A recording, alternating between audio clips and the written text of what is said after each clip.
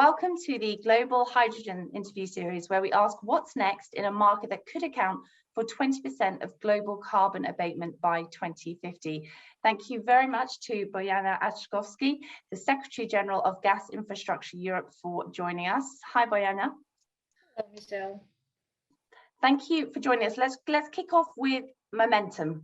How would you describe the momentum in Europe for clean hydrogen in 2022? We obviously know it's been surging recently. It's a whole new ball game, global champion. Where are we at right now? How would you describe it this week? I will describe it well. So hydrogen nowadays is really more important than ever, because this year 2022 has really demonstrated so far a ramp up of the economy for hydrogen, and it's a very timely and must happen very fast. So it's good that we're having a possibility to discuss about that, because there's really unprecedented invasion in Ukraine that happened, that very much underline, let's say, the need for diversification. And this goes for diversification of natural gas import routes, of course, but also about diversification in terms of speeding up the processes which are related to renewable low carbon gases, and here especially namely hydrogen, of course.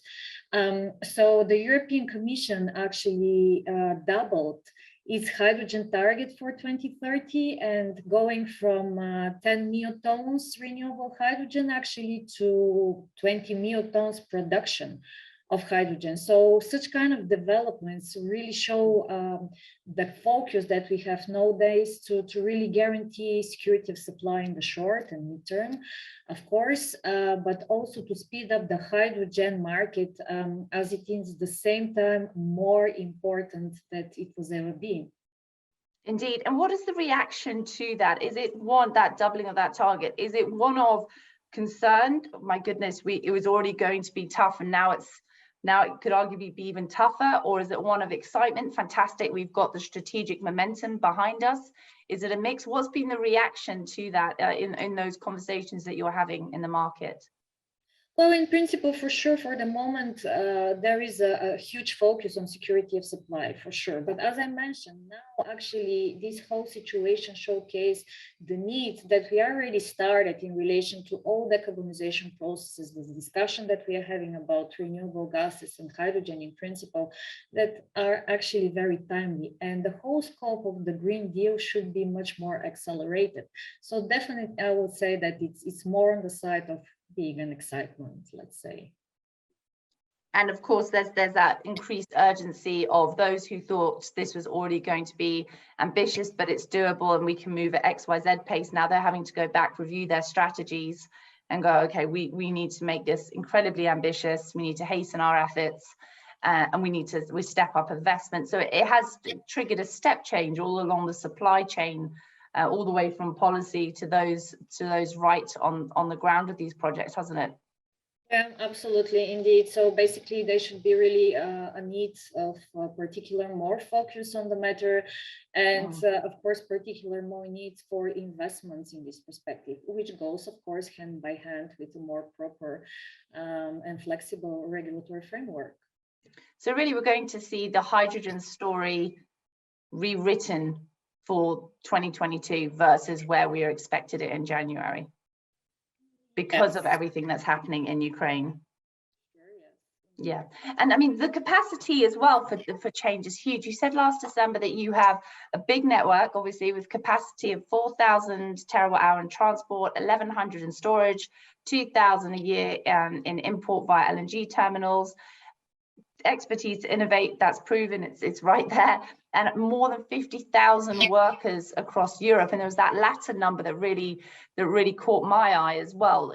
How confident are you that taking this volume and this capacity and this momentum, as it were, can be translated quickly into supporting a hydrogen market? Yes, indeed. So basically, 50,000 jobs. This is what we are providing within these 27 countries that we are representing. Oh wait, 1 second. Oh, there you go. Sorry, your audio cut out for a second. You're back. So these 50,000 jobs among Europe, that this figure that I shared to you is in relation to the employees that we are having among the 70 member companies and the 27 European countries. So basically, we are all working on the perspective of decarbonization and very much focus on hydrogen, of course. So in relation to, let's say, the infrastructure that exists for the moment, European hydrogen backbone has been updated just a week ago, this very much extended study, which now predicts actually a backbone for hydrogen of 53,000 kilometer pipeline length, which is by 2040. Which is the second revision. Yes, in under second revision. So basically by 2030, which is coming very close, the prediction is about 28,000 kilometers, so which covers 28 countries. So we need to actually look at the complete hydrogen infrastructure besides the pipelines only, right? Because you also have storages and terminals, which we also represent as an association, which will have really a crucial role when we talk about hydrogen, because hydrogen storages are really important assets to provide the flexibility, to provide the balance of supply and the demand when we talk about storages. Because when you have a world with renewable electricity, which we know that it's intermittent and not dispatchable one, correct? You will need a very strong renewable energy, which is essential to guarantee a security of supply. And also the hydrogen terminals, which are indispensable for sure. And we know that Europe will need and rely on hydrogen imports and different derivatives that we are having here, like ammonia, like synthetic gas.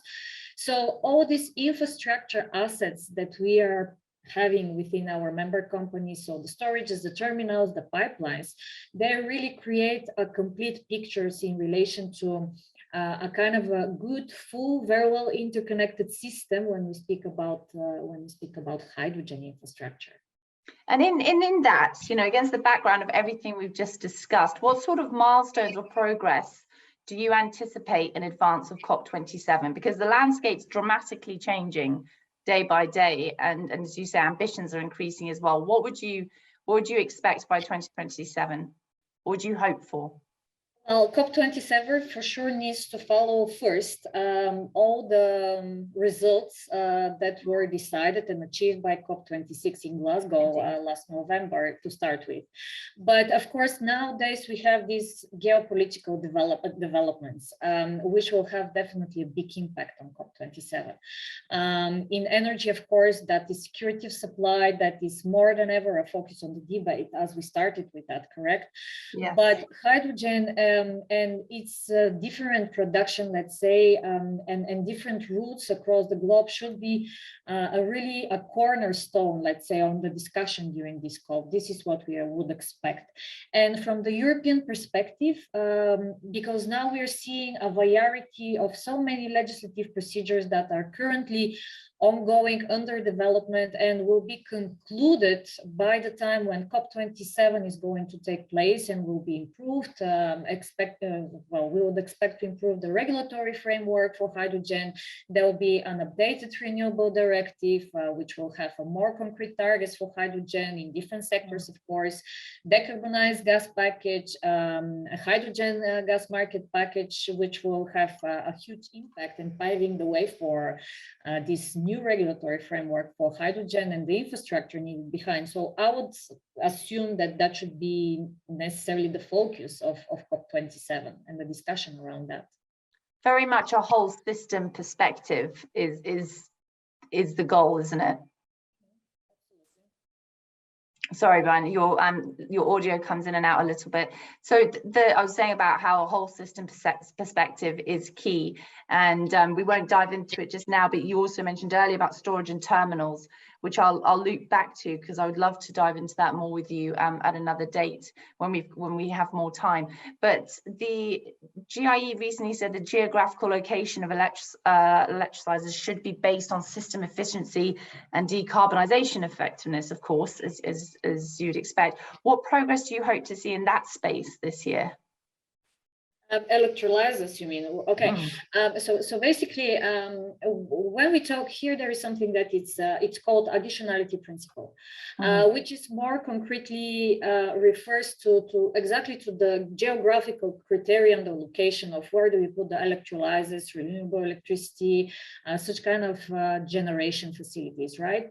So our main concern on this matter, and we actually share this with many other associations in Brussels, also within the industry, and actually we're happy to see that there's the policymakers who are also sharing the same concerns, is that a very strict criteria on the additionality, on such kind of temporal and geographical correlation will very much put a very unnecessary obstacles to the hydrogen market development. And this especially when we talk about the context of the current challenges that we are facing, and actually where Europe cannot afford to lose a possibility to be competitive when it comes to the development of the hydrogen market. So the good thing is that we are seeing the discussions with the policymakers that is taking place, is that many members of the European Parliament for the moment are really identifying such kind of risks. And have a willingness to impose, let's say, the too strict criteria on hydrogen production when we talk about the development, and we are all together, let's say, currently working on more practical, more applicable rules. So basically, probably two more things in this regard. So we are hoping really to have a very proper policy makers acknowledgement, let's say, the more pivotal role that hydrogen is going to play in the energy system.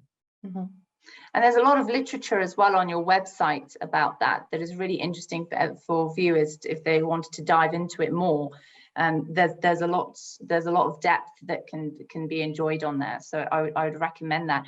And just as we wrap up, I'd just like to ask you something with a Middle Eastern focus, and that is, what points do you think the Middle East can take from Europe's plan for gas-turned hydrogen pipelines, and as we've seen, increasingly ambitious plans to boost its own cross-border connectivity? We've got a handful of nations in the Arab Gulf who want to have fully fledged hydrogen economies, clean hydrogen economies by 2030. A lot of money is flowing. There's a lot of strategic momentum. A lot of alliances are being built. But when it comes to those cross-border infrastructure projects, it's never been a strong point for the region. What do you think it can learn from what Europe is doing?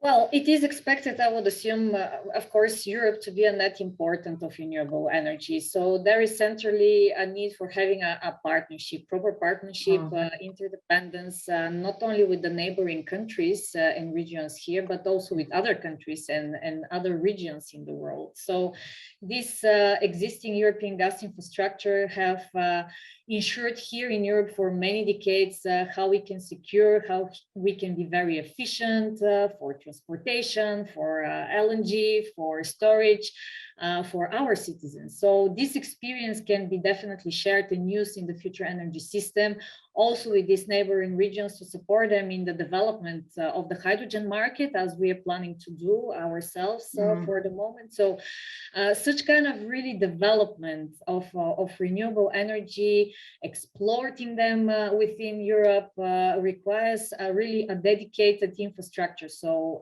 a very proper investment regimes.